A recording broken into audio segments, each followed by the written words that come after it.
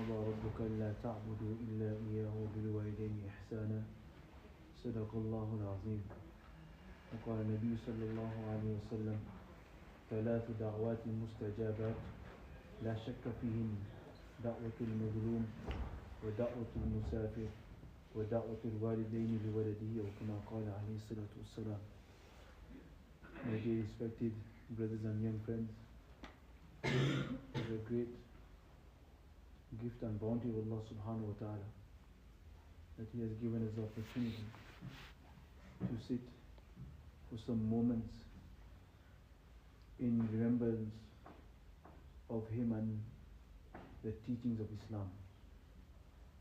As Muslims, it is very important that we have knowledge of our religion, so that we can act in the correct way in every opportunity, in every instance, in every part of our life. A Muslim's life should completely revolve around Islam and Deen. It is mentioned regarding a Buzrug, a very pious saint, that once somebody asked him, that if Malikul Maut was to come to you, how would you prefer to die? If the angel of death was to come to you and you get a choice, how would you prefer to die? So he said, I have no preferences. I have no preferences. Because every moment of my life passes in Allah's obedience. So whenever the angel of death will come, I will be in the obedience of Allah. So whether I die in sajda, whether I die in qiyam, whether I die in sleep, even my sleep will be in obedience of Allah subhanahu wa ta'ala. So it is very important that we continue seeking this knowledge of Deen. We should never halt this, we should never stop. From a young age, we should have the zeal in us to gain more and more knowledge. Whenever we hear there's a bayan, there's a program, we should make every effort to go there. Imam Shafi rahmatullah alayhi used to say, إِن لَمْ تَشْتَغِلْ نَفْسَكَ فِي طَاعَةِ اللَّهِ شَغَلَتْكَ فِي مَعْصِيَةِ اللَّهِ إِن لَمْ تَشْتَغِلْ نَفْسَكَ فِي طَاعَةِ اللَّهِ. If you do not occupy yourself in good things, if you do not occupy yourself in obedience, if you do not occupy yourself in good deeds, in namaz, in tilawat, in zikr, in reading good books, then what will happen? شَغَلَتْكَ نَفْسُكَ فِي مَعْصِيَةِ اللَّهِ. Then your nafs will occupy you in disobeying Allah. If you're not praying the Quran, then inside you will get an urge. Let me go on YouTube. If you don't walk to the masjid, inside you will get an urge, okay, let me go out with my friends. And then when you go with your friends, you don't know what will happen. You might end up in the cinema. You might end up in the shisha place. You might end up just talking rubbish. And you waste time. So as long as a person keeps himself in the obedience of Allah, disobedience will go away. Because there are two extremes. If you walk to the left, you can't walk to the right. If you're driving up north, you can't drive down south. If you're in Allah's obedience, you can't be disobedient. You can't be praying namaz and do guna at the same time. Impossible. You can't be praying namaz and listen to music. Impossible. So, from a young age, we should have the zeal. I want to learn more. I want to learn more. And we should have this close attachment with ulama. That we go and sit in their company, we listen to their talks. Because the more we learn, the more we can act upon. And the more we act upon, the closer we get to Allah. And the closer we get to Allah, the closer we get to Jannah. And this is the objective of life. Allah has created us for Jannah. Allah has created us for Jannah. And Jannah, the entry is through Iman and Amal. So Alhamdulillah, seeing all of you coming today is a very good sign.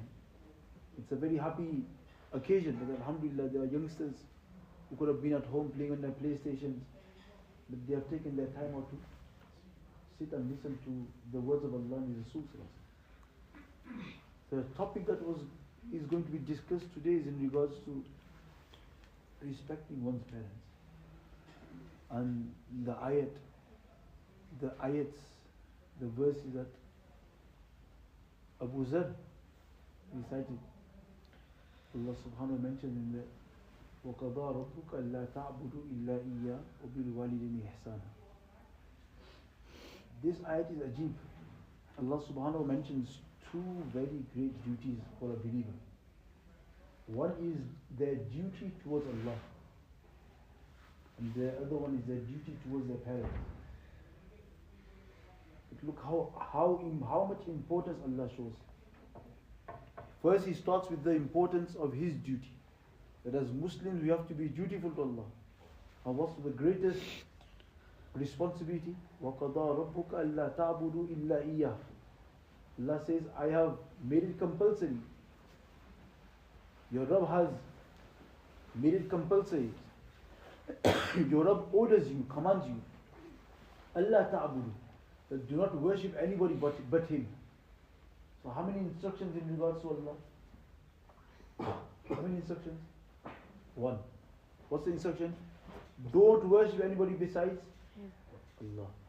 Then Allah now talks about the second responsibility upon us. He said, "Bil walidayni ihsana." Be kind to your parents. Behave with them in a very favorable manner. وَبِالْوَالِدَيْنِ إِحْسَانًا. Then he says, إِمَّا يَبْلُغَنَّ عِنْدَكَ الْكِبَرَ أَحَدُهُمَا أَوْ كِلَاهُمَا فَلَا تَقُلْ لَهُمَا أُفٍّ. Number two, if both of them become old, or if one of them ages in your life, then don't even say uff to them. What's uff? They tell you to do something. This, in our language. In Arabia, it's uff. In Urdu, Gujarati, in English, Don't even say فَلَا تَقُلْ لَهُمَا أُفٍّ وَلَا تَنْهَرْهُمَا. وَلَا تَنْهَرْهُمَا. Don't rebuke them. Number three, instruction number three, don't rebuke them. You always tell me. Why me? Why are you telling him for? He needs to clean the room. This is rebuking them. I told him I'm going to come late. What do you keep bringing me for? It happens. It happens. People scream at their parents. Not knowing how dangerous this is. لا يدخل الجنة عاق. Rasul says that person who is undutiful to his parents will not enter Jannah. ولا مدمن الخمر. And that person who drinks alcohol. These two people will not enter Jannah. Another narration says that لا يدخل الجنة ولا يذوق نعيمها. Neither will he enter Jannah and neither will he taste the blessings of Jannah. What has Allah prepared in Jannah? What fruits are he prepared? What foods are he prepared? What palaces are he prepared? He will not be able to taste any of this. In the time of Rasulullah, there was a youngster, and all of a sudden he became ill, and it felt like he was going to die. So some people came running to Rasulullah, and they said, "Ha huna gulamun karih tuzir." Ya Rasulullah, over there is a youngster, young boy, and it looks like he's on the verge of dying. He's on the edge of his life. Then what do you say? يُقَالُ لَهُ قُلْ لَا إِلَهَ إِلَّا اللَّهِ فَلَا يَسْتَطِيعُ يَقُولُهُمَا. We are telling him, say La ilaha illallah, say La ilaha illallah, say La ilaha, but he can't say the kalima. So some looked at the people that came and he said, أَلَيْسَ كَانَ يَقُولُهُمَا فِي حَيَاتِهِ. Was he saying the kalima whilst he was alive? Was he a Muslim whilst he was alive? He said, Bala, yes, he's a Muslim. He used to say the kalima when he's alive. So some said, مَا مَنَعُ مِنُوا إِنْدَ مَوْتِهِ. What's stopping him from saying it at the time of death then? If he said La ilaha illallah all his life, what's stopping him now? For neither Rasulullah, all of a sudden Rasul stood up in a matter of urgency. And he went straight to a young boy. And he said, Kul La ilaha illallah. Oh young boy, say La ilaha illallah. He said, La astati'u. I can't say La ilaha illallah. It's not coming out of my mouth. I can't say La astati'u. I can't say. So Mufti said, Walima, why? Why can't you say it? He looked at Rasul and said, Li-uquki walidati. Because I've been undutiful to my mother. I've been disrespectful to my mother. I've not been fulfilling her rights. So Rasul called his mother. And she was very disappointed. She was ready to forgive him. So Rasul said, okay, we'll put a fire here and we'll throw him inside. Are you okay with that? He goes, no, you can't put him. If you don't forgive him, Allah is going to put him in another fire. So he said, okay, I forgive him. So someone said, Kul, say that Ashhadu an la ilaha illallah wa ashhadu annaka Muhammad Rasulullah. Say the shahadat and say that I have forgiven him. So the mother said that Inni ashhadu an la ilaha illallah wa annaka Rasulullah. She said this, she proclaimed the shahadat, and then she said, I have forgiven him. So someone looked at the boy and he said, say the kalima now. And the kalima rolled out of his lips. La ilaha illallah. And he fasted. And Rasul, Alhamdulillah, mata ala Islam. Alhamdulillah, he's passed away Islam. This being undutiful to parents, raising your voice in front of them. Muhammad ibn Sirin, rahmatullah alayhi, is mentioned regarding him. So when people used to go to his house and they used to see him in front of his mother, they used to come and say, Ahuwa maridun? Ayashtaki bishay? Is Muhammad ibn Sirin ill? Has he got a problem? Is he ill? So he said, no, he's not ill. He's absolutely perfect. So he said, how come? Because in front of his parents, this is how he talks. In front of his mother, he never raises his voice. He talks in such a light tone that I don't want to give my mother any harm. And nowadays, how do we talk to our parents? Allah protect us. But right now the 12, 13, 14-year-old boys, alhamdulillah, they have a bit of fear, so don't. But as a child grows, becomes 16, 17, then he thinks that he can open his tongue. He thinks he can answer back. What have you done for me in life? Astaghfirullah, what have you done for me in life? A person came to Umar radiallahu anhu, and he said to us, Umar radiallahu, that, Innali ummun, I have my mother, she lives with me, and I look after her. La taqdi hajata illa wa dhahri ila matiyatun. She cannot do anything, but I have to give her my back. I carry her my back to do wuzu. I carry her to the room. I carry her to a bedroom. I bring her to a dastakan. I have to carry her on my back. Hal uaddi haqqa? Have I fulfilled the rights? Umar said, no. You've not fulfilled any rights. What your mother done for you is nothing is so much compared to what you do. You done nothing.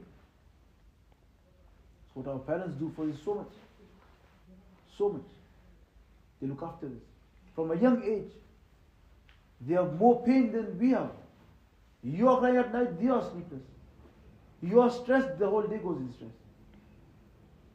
They cook food for us. They stay hungry, but they feed us. They always put us first, priorities. Okay, now he's my son. Sometimes the father shouts at him, why? Because no, he's my son. No. For our education, they don't go to their parents. If their parents back home in India, Pakistan, they don't have tickets, but they need to pay for education. It's okay. Pay for his fees. I'll go next year to see my mom. They sacrifice everything for us.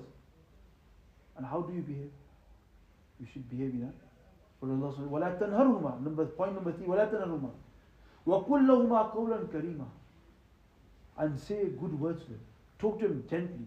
Be kind to them. Be gentle with them. Awn ibn Abdullah Ghaliban. Awn ibn Abdullah came to Hazrat Abdullah ibn Umar radiallahu anhu, and he said, Innali ummun. Indi ummun. My mom stays with me. So Abdullah ibn Umar said, Wallahi, law alanta biha al-kalam. Wallahi, by Allah, I take the qasam of Allah. Wallahi, law alanta biha al-kalam. If you talk gently with her, if you talk nicely with her, what amtaha at-ta'am, and you feed her, you keep feeding her, you don't take her as a burden, لَتَدْخُلُنَّ الْجَنَّةَ مَجْتَنَبَتِ الْكَبَائِرِ. You will enter Jannat. Jannat is yours. Do two things. Speak to her nicely, feed her, and don't do any kabira gunas. Don't drink alcohol, no fornication, no zina. And what's yours? لَتَدْخُلُنَّ الْجَنَّةَ. You will enter Jannat. You will enter Jannat. So nowadays, my young friends, youngsters sometimes say we all got challenges. Parents, our relationship is not right. And sometimes they come out with excuses. Okay, my parents don't understand us. They don't understand our emotions. They from old school, back home, 1960s. How can a mother not understand? That mother who understood when you were 1 year old and you cried, and she understood that crying is for milk, not for a dirty nappy. And the next time you cried, she understood that crying is for a dirty nappy, not for milk. And the third time you cried, she understood that crying is because he's getting pain in his ear. Did somebody come to tell her? Did somebody come to tell her? Nobody came to tell her. How did she know? She understood that my son is crying because he's hungry. 5 minutes later he cry again, and her head Akal says, this time he's crying because look at the Qudrat of Allah. When a child is born, he can't speak anything. What can he only do? Cry. So for every problem, for everything he needs, what does he do? He cries. Now it's up to the mother to make the judgment. Is he crying for a dirty nappy? Is he crying because he's feeling hungry? Is he crying because the burp is not coming out? Is he crying because he's got a stomach pain? And each time, what does the mother do? She makes the right judgment.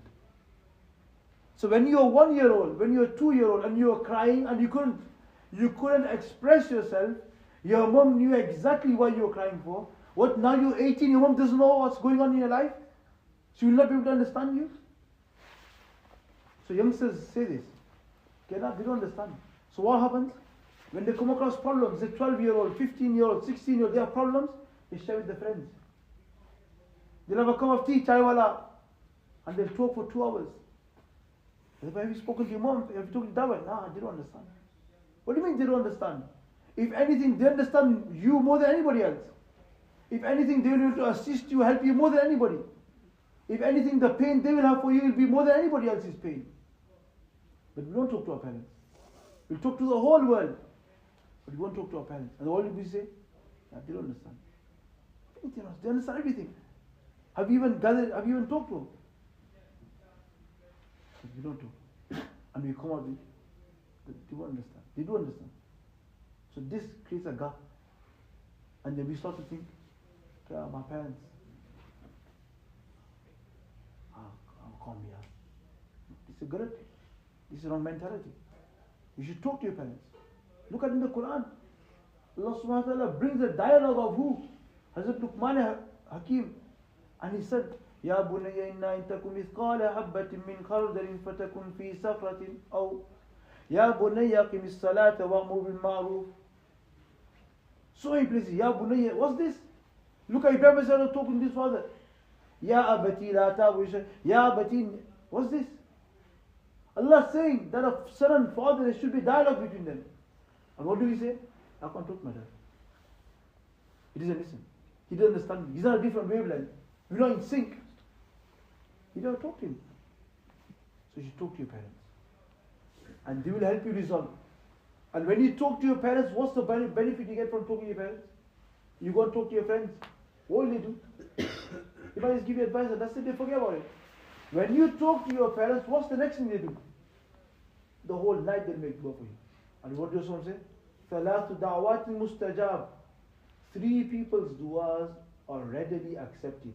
لَا شَكَّ فِيهِنَّ. No doubt whatsoever. No doubt. It's accepted 100%. Bullseye is going to be accepted. But what do? We go on Purana Buzruk, Purana Mauli Sahib, Purana Sheikh. We're going to ask every dua whose acceptance of dua, Rasul did not say La shakka fi. But we don't go to ask our parents. We don't even share the problem with them. If you share the problem with them, they will make dua for you. So da'watul mazloom, our person's dua will always be accepted. Wa da'watul musafir, a traveler's dua.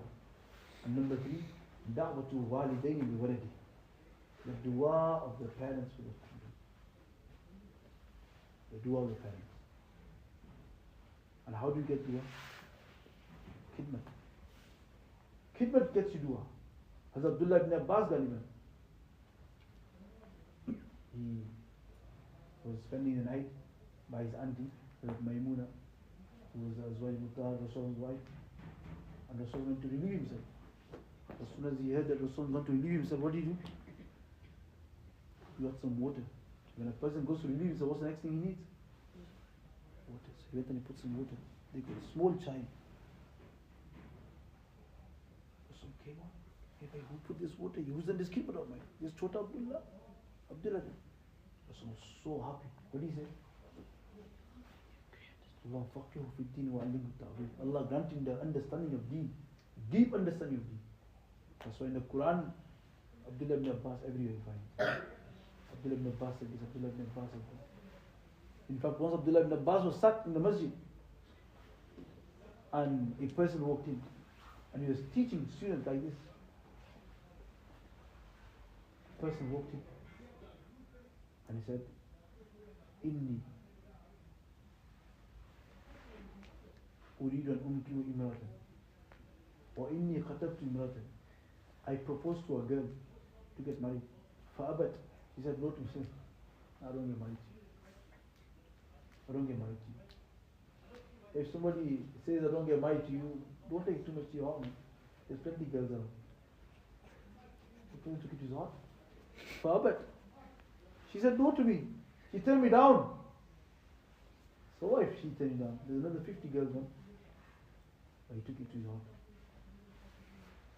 فَخَطَبَهَا غَيْرِي. He said Abdullah ibn Abbas. Then another person went and proposed to her. فَأَجَابَ. And she accepted the proposal and she got married. فَغِرْتُ. I was so angry. I was fuming. I got envious, jealous. What did I do next? I killed her. He killed her. He comes in the company of Abdullah ibn Abbas and he said, Hal li min at-tawbah? Will Allah forgive me? Will Allah forgive me? Abdullah ibn Abbas looked down and he said, أَأُمُّكَ حَيٌّ? Is your mom alive? He said, La. He looked back and said, فَتُوبِ إِلَى اللَّهِ وَقْرُبْ إِلَى اللَّهِ مَسْتَطَعْتَ. But just do tawbah to Allah and try to get as close as possible to Allah. The person walked out. And this silence in the whole majma. All the students are like, why did he say, is your mom alive? So Al-Qamah, who was the student, he said, وَإِكْرِمَةً said, Yabna Ammi Rasulullah sallallahu alaihi wasallam. Oh, the uncle, son of Rasulullah sallallahu alaihi wasallam. They used to call him with respect. لِمَاذَا سَأَلْتَ أُمِّهَا أَحَيَّةٌ. Why do you ask whether his mom was alive? Abdullah ibn Abbas looked and said, وَاللَّهِ لَا أَعْلَمُ عَمَلًا يُقَرِّبُكَ إِلَى اللَّهِ مِنْ بِرِّ الْوَالِدَيْنِ. By Allah, I can say, qasam by Allah, I don't know any action that can get you close to Allah than being beautiful to your mom, than being good to your mom. And what's the thing we're talking about? Khidmat of the parents, khidmat of the mother. Do khidmat and you get dua. Abdullah ibn Abbas, he done khidmat and he got the dua of Rasulullah. Mohammed ibn Munkadir rahimahullah says that Inna akhi Umar kana yusalli tiwal al-layl. Inna akhi Umar kana yusalli tiwal al-layl. Muhammad ibn Munkadir is saying what? My brother Umar spent the whole night praying namaz. My brother Umar spends the whole night praying namaz. Which namaz is he praying? Tahajjud. What's the reward for tahajjud? What's the reward for tahajjud? What's the reward? Anybody? Rasulullah sallallahu alaihi wasallam instructs us, وَمِيَ اللَّيْلِ فَتَهَجَّدْ أَقِمِ الصَّلَاةَ لِدُلُوكِ الشَّمْسِ إِلَى غَسَقِ اللَّيْلِ وَكَانَ إِنَّهُ كَانَ فَجْرًا وَمِيَ اللَّيْلِ فَتَهَجَّدْ بِهِ نَافِلَةً لَكَ عَسَى يَبْعَثَكَ رَبُّكَ مَقَامًا مَحْمُودًا. Allah subhanahu wa ta'ala tells us that وَمِيَ اللَّيْلِ at night pray tahajjud. Why? Hopefully, inshallah, عَسَى يَبْعَثَكَ رَبُّكَ مَقَامًا. Allah is going to raise you to Maqam Mahmud. What's Maqam Mahmud? Ulama say one meaning of Maqam Mahmud is that status which nobody can reach. What's that status? On the day of Qiyamah, when the Ummah will be running around left, right, center for what? On the day of Qiyamah, the sun is just here, just a mile away. People are drowning in their own sweat due to their sins. Frustration, anxiety, worry, stress. And Allah subhanahu wa ta'ala is not starting the Hisab Kitab. That's why he said, sometimes waiting is worse than death. You think, I'd rather die, man. Waiting 3 hours at the airport, I'd rather die. People will be waiting, frustrated, in stress. And then they'll say, what shall we do, man? Nothing's happening. Are we going to go Jannah? Are we going to go Jannah? No conclusion. We need to conclude this. So they'll go to Adam a.s. Adam says, how can we do this? Go to Fulana, go to Fulana, go to Fulana. Until they say, go to Muhammad sallallahu alaihi wasallam. Isa will say, go to Muhammad. If anything, he can do this.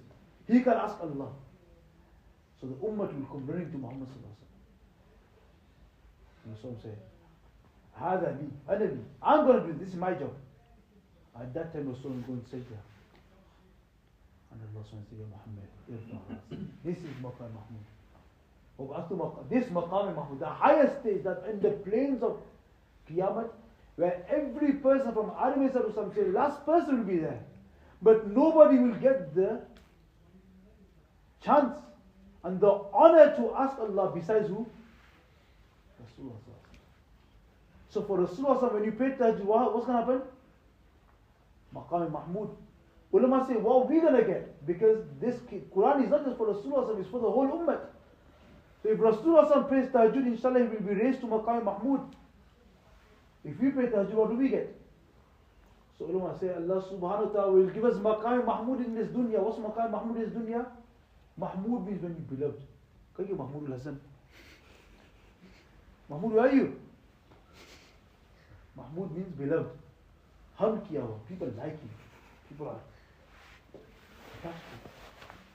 Because of your tahajjud, Allah will make you a magnet. The whole world will like you. People will love you. People want to sit by you. That's why Atta ibn Abi Rabah used to say, Ittaqillah. Fear Allah. Exercise taqwa. Become good. Yuhibbuka nas wa inkarihu. Yuhibbuka nas. Everybody will love you even if they don't like it. They hate you for some reason. You were in the school, in class, in school, and you used to always beat him in class. So he's just got a grudge. He doesn't like you. You're in his class together and you beat him. You came first, he came second. So he's got a grudge inside. Atta ibn Abi Rabah says, Yuhibbuka nas, people will love you even if they are compelled to. They'll have to love you. Why? Why? Ittaqillah, because you have taqwa. So when a person prays tahajjud, they say, Alama, he's got taqwa. Because when does a person pray tahajjud? In the middle of the night. And who's going to see him in the middle of the night? Nobody's going to see him. So who is he doing it for? For Allah's sake, 100% for Allah's sake. Nobody knows he's praying tahajjud. So that's a sign of what? That his heart is filled with taqwa. So who are we talking about? Can anybody remind me who is we talking about? My brother Umar. MashaAllah. Muhammad ibn Munkadir. He says, Inna akhi Umar yusalli fi wal layl. My brother Umar prays namaz all night. What do I do? So what do I do? He says, وَأَنَا أَغْمِزُ رِجْلَ أُمِّي وَأَنَا أَغْمِزُ رِجْلَ أُمِّي. And what do I do the whole night? I massage my woman's feet. I press my woman's feet. I press it. And what is after that? وَمَا أُحِبُّ أَنَّ لَيْلَتِي بِلَيْلَتِي. And wallahi, I do not want to exchange, or I don't wish to exchange my night with his night. I don't want his nights of tahajjud for my nights of pressing my woman's feet. Because where does Jannat lie?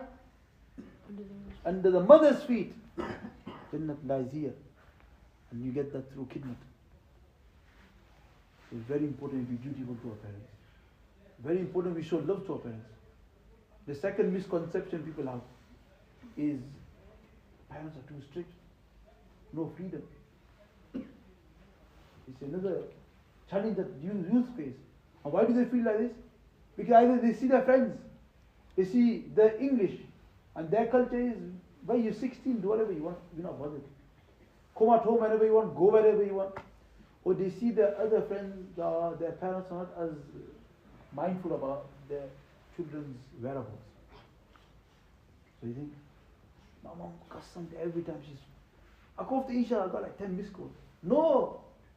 She's not restricting you. She's not taking away your freedom. She's protecting you.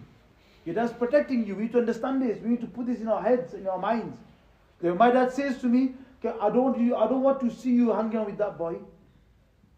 Oh, he's stopping me. He's not stopping you. He's protecting you. Because he's seen that boy doing something which is wrong. And he knows that if you continue with that boy, you're going to develop that same habit. And so many times, youngsters, they're falling drugs, alcohol, misuse, drug misuse, girl problems, phone problems, porn problems, any problem you count. So many times the problem is because of wrong friendship.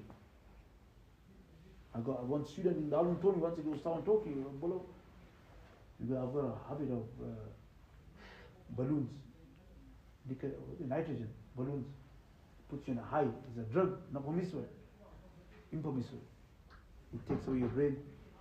And he's in half his class. He says, what do I do? I go, when do you do it and how do you do it? He goes, basically after Isha, my mates come, they pick me up in the car. Sometimes I say no, but they still take me.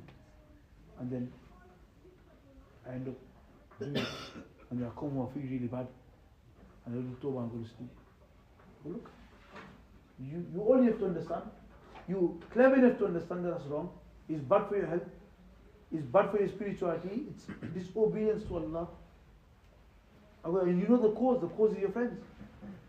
I go, whenever your friends ring you and they tell you pick your either off your phone or don't go in the car, you do this and the hubby will go. So I'll do it. And you won't believe it, alhamdulillah, after 3 months or so he killed it, alhamdulillah, I've totally left the hubby. And my friends will ring me now because I'm not there. Because I don't go with them, they don't like me anymore. I go, alhamdulillah, that's good. So our parents are not restricting us. Our parents love us. And that's why they don't want us to mix in the wrong friendship. They don't want us to do wrong things. It's like a father, he's got a car, and the back doors have got child lock on. Will the child ever say, mother's being so nasty, he's put child lock on me. I can't even open the door for himself. Or, at home, on the staircase, you put them rails in it. When the kids are 2 years old, they put the stair gate. You know stair gate, don't you? Stair gate.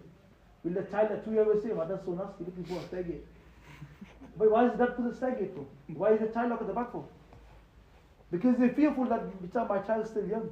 So if he opens the door and there's car going past, he's going to hurt himself. Or if there's no stair rail, then he's going to fall down, head first, straight to hospital. So is that nasty or he's living? He's living. He cares for it. So as you grow up, our fathers put these invisible gates and child locks for us. They say, beta, after Isha, stay home, yeah? Ramzan, at Tarawih time, you have to pay Tarawih. Oh, what? That's not to pay Tarawih next thing, man. So annoying. It's not annoying. He's cares for it because he knows if you don't pray next to him, you might end up legging it. So is he caring or is he nasty? So we need to process this. But when our parents do something, they love us, that's why they tell us to do it. They won't tell us to do something that they don't like themselves. Because they love us. Sometimes you say, oh, my parents are stopping me from education. They don't let me go to school, college. They don't let me go to university. But they're not stupid. They know. They know the fitness are in university. So these are challenges youngsters face. And say, oh, man, they don't want to let me go to college. Man. My mates are going, wait, your mates are going to college? Have you seen the state of their mates? What's happened? Majority of people that go college, university, come out worse than they went. Come out worse than they went. Not better, worse, mostly. Because you in the mahol is geared worldly. The mahol is geared where there's pre-mixing, girls, boys, everything. How are you going to protect yourself in the mahol? That's what there's a saying. That parents are more bothered about you reaching heaven than Harvard. Harvard is it? The university in America, the Oxford of England. Harvard, I think. Harvard. Parents are more bothered about you reaching heaven than they're not bothered. If he gets Cambridge, so if you got Cambridge. If he went Cambridge and he got a very good high result at the cost of Jannah, what's he gained? What's he gained? At the cost of Jannah. He's lost Jannah. He's gone there and his whole mindset's changed. He's getting doubts about Islam. What has he gained? Has he gained anything? So this is sometimes parents, children, parents, youth, they have these sticky points. My dad's days, he didn't listen to me. He's not approachable. You can approach me. So be dutiful to parents. Be good to parents. Understand that they are parents. Talk to them. Spend time with them. And nowadays a bigger problem nowadays is this phone. We sat in the same room, but hearts and minds are not together. We sat in the same room in front of our parents, and we're too busy. We don't have time to look at them continuously on our phone. TikTok, Snapchat, Instagram, continuously on our phone. And parents don't like this. They get displeased. He's sat in front of me, but he doesn't get a single second to look at me. Single second to look at me. And Aun ibn Abdullah used to say that an-nazru ila al-walidaini ibadatun. To look at your parents is ibadat, is worship. To look at your parents is worship. We sat in the same room, but we don't look at our parents. Don't look at our parents. Abu Zurub, his mother passed away. Harith al-Uqayli. Harith al-Uqayli's mother passed away. When she passed away, in the Qabristan, he cried excessively. Everyone cries when the mother passes away. But he cried so much. So people asked him, okay, why are you crying for? He said, قَدْ أَغْلَقَ أَنِّي بَابٌ مِنَ الْبَابِ أَبْوَابِ الْجَنَّةِ. Okay, one door of Jannah is gone. My mother was a door for me to enter Jannah, she's gone now. And this is when we realize.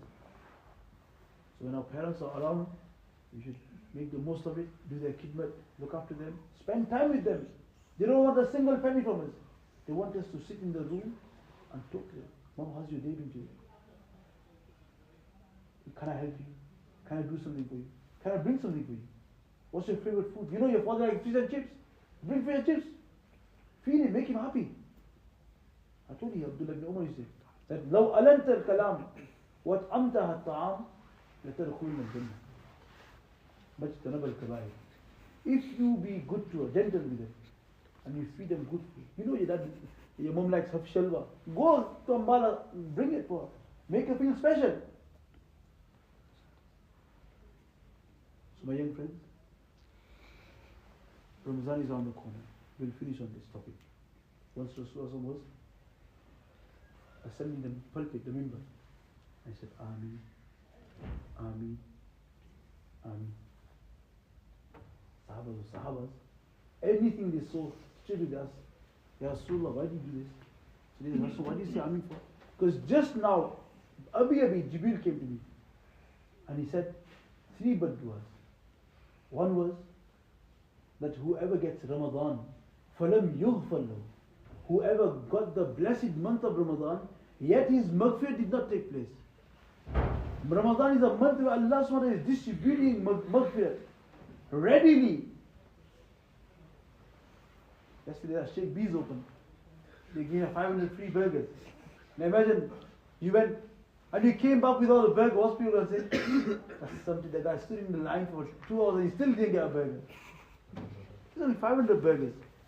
Look, Allah subhanahu wa ta'ala is throwing out maghfirah like never to be seen. If in Ramadan your maghfirah is still not done, that means you're a loser. So some said, whoever gets Ramadan, his maghfirah is not done. Jibreel said, then abadahu Allah, may Allah make him fall. So he said, Kul Ameen, says Ameen. Then he said, whoever has parents and they are alive, and they do not become the means of entering Jannah, abadahu Allah, may Allah distance him. Say Ameen. Meaning your parents were your entry to Jannah, yet you couldn't even do khidmat one day that would please Allah and you go Jannah. You had the golden opportunity. All you had to do was press the button, and you couldn't press the button. You say, oh, a loser, man. And the third one, that your name, O Muhammad is mentioned before somebody, and they don't say Sallallahu Alaihi Wasallam. Abadahullah. May Allah make them distant. Say Ameen. So Ramadan's on the corner. Ramadan is on the corner. Prepare for Ramadan. And number 2, parents. Alhamdulillah, all of us, most of us, we love parents. Majority of us, inshallah. Look after them. Be kind to them. Be nice to them. Be gentle with them. Be gentle with them. Talk nice with them. And take their du'as. And you will realize that their du'as will work wonders for you. And I remember reading somewhere, saying of a Sahabi or something, that for every guna you do, The punishment is in akhirat. Illa uququl walidain. Besides being ungrateful and undutiful to parents. قَدْ أَجَّلَ اللَّهُ فِي الدُّنْيَا. If a person be undutiful to his parents, that punishment is not delayed till akhirat. Allah gives you punishment in this dunya. In this dunya, the person gets punished. A traveler was going in a village, and when he passed the village, he had to stay there for a few days. So at Maghrib time, he was hearing a donkey's cry. Donkeys, the way they cry. So first day he heard at Maghrib time, he didn't say anything. Second day he heard it. So he asked the local people, "Hey, what's this noise I'm hearing? What's this donkey crying?" So shall we tell you a story? Because this is a person. And at night he used to come after having alcohol with his friends. And he used to come in the house drunk. And his mother used to lament at him. And she used to taunt him, "Beokoof, what are you doing? Why are you drinking alcohol for? Why are you displeasing Allah?"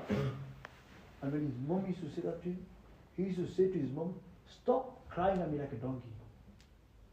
Stop nagging at me." This is what people say, youngsters. Stop nagging at me. Stop crying at me like a donkey. Because since the day he's died, every day, from his qabr, at Maghrib time, a donkey's cry is come out. 3 times. And then he stops. Then the next day, since the day he died. So, our tongues, we need to control them. And we need to be gentle, nice, good to our parents. Look after them, do their khidmat. Samjha bhai? Have you understood? Abdul Aziz? Allah subhanahu wa ta'ala grant us all that. Tawfiq, talked upon what's been mentioned. Allah subhanahu wa ta'ala forgive our shortcomings and make us from amongst the obedient children of our parents.